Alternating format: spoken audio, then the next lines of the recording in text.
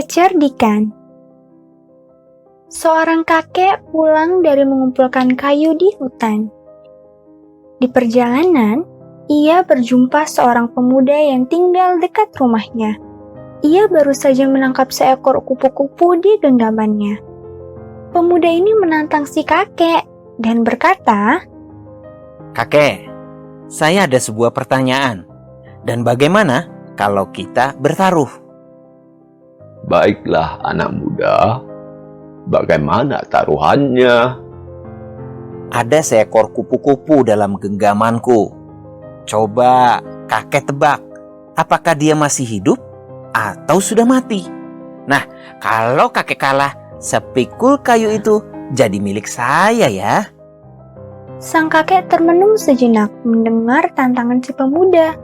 Setelah menimbang-nimbang, ia pun mengangguk setuju lalu berkata, Anak muda, kupu-kupu dalam genggamanmu itu sudah mati.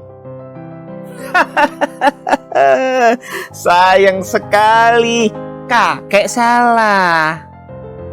Pemuda itu pun membuka genggaman tangannya dan kupu-kupu itu pun terbang. Kakek itu tidak terlihat kaget. Dengan tersenyum, ia menyerahkan potongan-potongan kayu miliknya pada si pemuda lalu pergi. Dengan gembira, si pemuda membawa pulang kayu-kayu tersebut ke rumahnya. Lalu bercerita tentang kejadian hari itu pada ayahnya dengan bangga. Begitulah ceritanya. Aku bisa mendapatkan potongan-potongan kayu bakar ini dengan mudah, Ayah. Aku bahkan tidak perlu melangkahkan kakiku ke hutan. Cerdik kan aku? Namun tak disangka, ayahnya menjadi sangat marah. Ia berkata, Hah? Kamu mengira kamu betul-betul menang? Masih memanggil diri sendiri cerdik lagi? Bodoh sekali kamu. Kita harus mengembalikan kayu-kayu itu.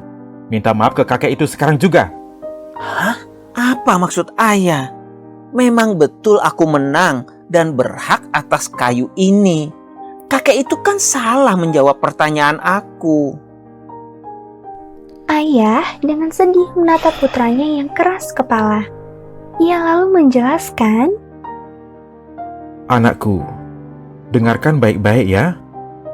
Begitu kakek bilang kalau kupu-kupu itu sudah mati, kamu baru mau melepaskannya, sehingga kamu merasa menang. Dan jika kakek mengatakan kupu-kupunya masih hidup, kamu pasti langsung memeras hewan lemah itu dalam genggamanmu hingga mati. Kamu juga yang akan menang taruhan. Apa kamu mengira kakek itu tidak tahu kelicikanmu? Sebenarnya, beliau merelakan kayu-kayunya itu demi menyelamatkan sang kupu-kupu.